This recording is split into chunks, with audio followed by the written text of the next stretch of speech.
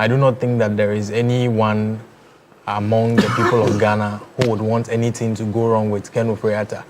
Those of us who are interested in accountability and making sure that he renders account to the people of Ghana for his role as an agent of the state in the office of finance minister, we are even more interested in him being alive and well.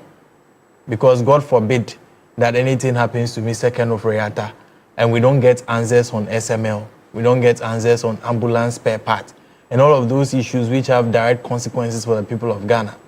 When a finance minister supervises looting of the public, supervises actions that cause financial loss to the state, the consequences are that lives are lost. When you can have, twice the number of ambulances that are procured for,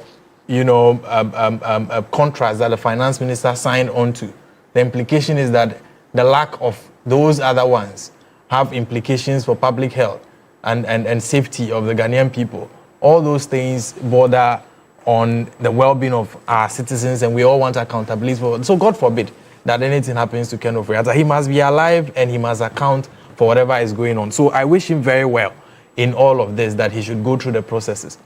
Now, on the issue of the special prosecutor as to whether or not there are any doubts to his commitment, I only agree with my senior brother on the points he made, that there was a clear opportunity to prevent Mr. Ken Ofori-Atta from leaving this country in the first place.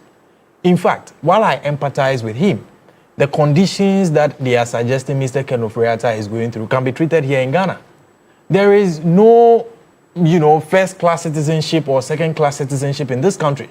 If you and me are to be suspected of committing offenses in this country, we will not be allowed to even go and sit in Togo and be telling the special prosecutor that we are sick. He sought permission, though, Julius. We would permission from whom? We're told that he told this current chief of staff, as well as the previous chief of staff, that he was leaving the shores of Ghana to seek some medical treatment. No, Mr. Ken Ofori-Atta was leaving this country at a time where the OSP, you must set a clear distinction between the role of the chief of staff, both under President Kufuor's administration and then under President Mohammed's administration. Their role is not investigation of criminals. So it's immaterial, you say? Yes, it's immaterial. Their role is not investigation of criminals. It is the OSP who has prosecutorial authority, who have investigative agencies that aid the role that he plays.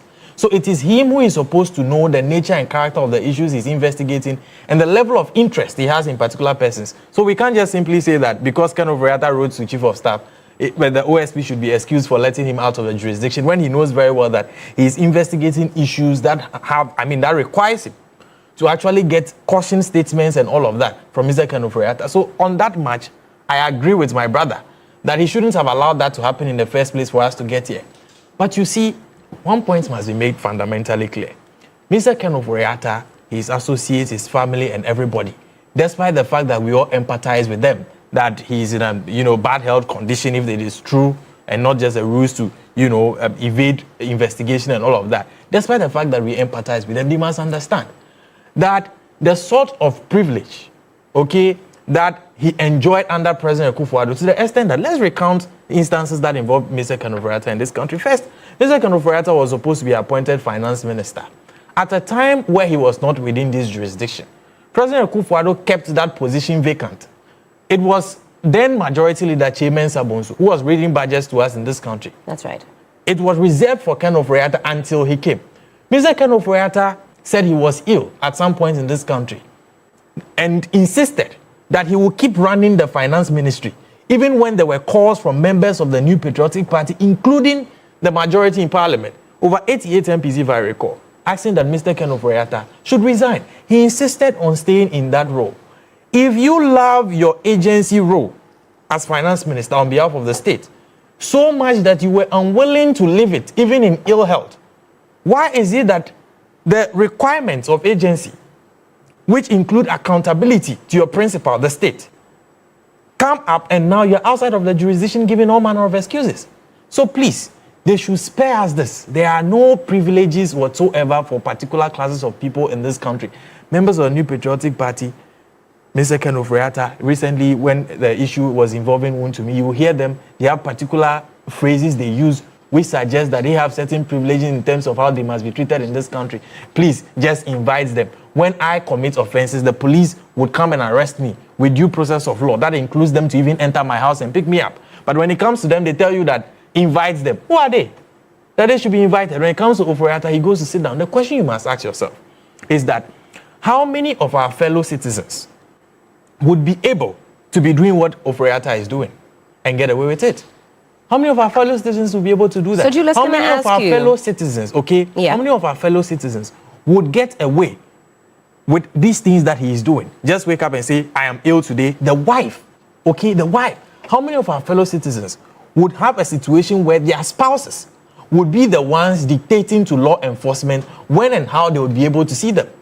So, Julius, No medical report, yes, a minute. No medical report from experts as to the status of Mr. Ken Ofori-Atta, and we are getting a letter from his wife. How many of our fellow citizens would be able to do that? That when they are suspects in situations, their spouses will be dictating to law enforcement under what conditions they will be seen.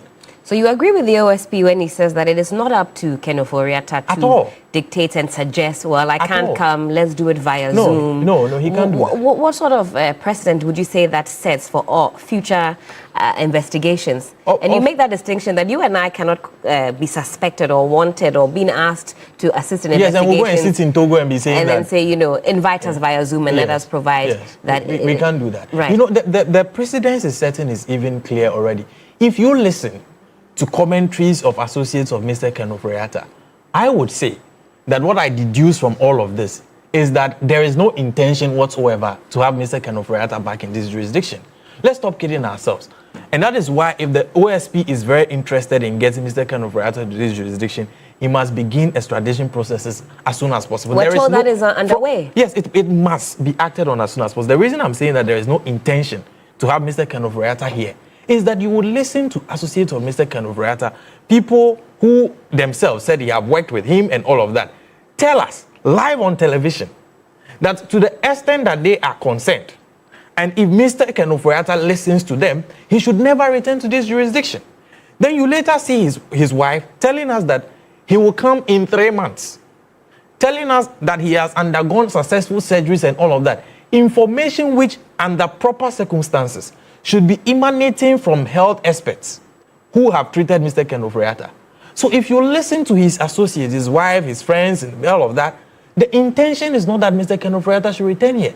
And I don't think that anybody should be allowed to continue, carrying out this conduct. There is no such thing as a privilege from investigation in this country. All of us, to the extent that we have our liberties and freedoms as citizens, we are also subject to accountability to the state. And when there's any suspicion of wrongdoing, we must comply with law enforcement. You can't just go and sit in the United States, fly from the UK to US anytime you like, but say you can't fly to Ghana. What does it mean by you can't fly to Ghana? This? Oh, please. The OSP says that they are reliably informed that Mr. Ken Ofori-Atta flew from the UK to the United States. Within the same period, he's saying he was unable to fly to Ghana. The OSP is a state institution with, the capacity to carry out investigations. When they put out any information, it is presumed to be true. Right. Why is he able to do that, but he's unable to come to Ghana? So clearly there is no intention to come to Ghana and account. And let's be honest with ourselves. The conduct that Mr. Ken Ofori-Atta put up in this country, the consequences that it had for people, whereas we must sympathize with him for being in ill health, he must also understand that his conduct had consequences on people. You remember the Kama group man, that fine old man. You remember his addressing a crowd. Makado. Yes, you remember. Right. His conduct in this country as finance minister had consequences for people, even death for some people. So his situation, whereas we sympathize with him, will not be a convenient excuse for him to escape accountability. Because the reason why law enforcement exists, the reason why people must go through investigations, the reason why, where it is necessary, they must be subjected to the criminal procedure, is that people must have closure for certain wrongdoings that they have suffered. When people in this country were suffering, ambulances were unavailable for them, and he was inflating contracts and all of those things for relatives and all of that. He had consequences for people. Please, when the cost of ambulance is, for example, 100 cedis, and another person goes and buys it for 200 cedis, it is not allegedly that it has been doubled. It is not allegedly. It is very, very viable fact. Thank you, Julius. It is not allegedly. When you do all these things and they have consequences for people, these people also deserve empathy. And so this expectation that particular classes of people are supposed to be given special treatment when they choose when to appear before investigative agencies, and the rest of us, anytime we are suspected of wrongdoing, the investigation agencies can just show up anytime at all and pick us up, should not continue in this country. And nobody should allow Ofori-Atta to continue doing this. So I agree with my brother to the extent that he says that Ofori-Atta should not be allowed to move out of the jurisdiction in the first place. It should not have been allowed.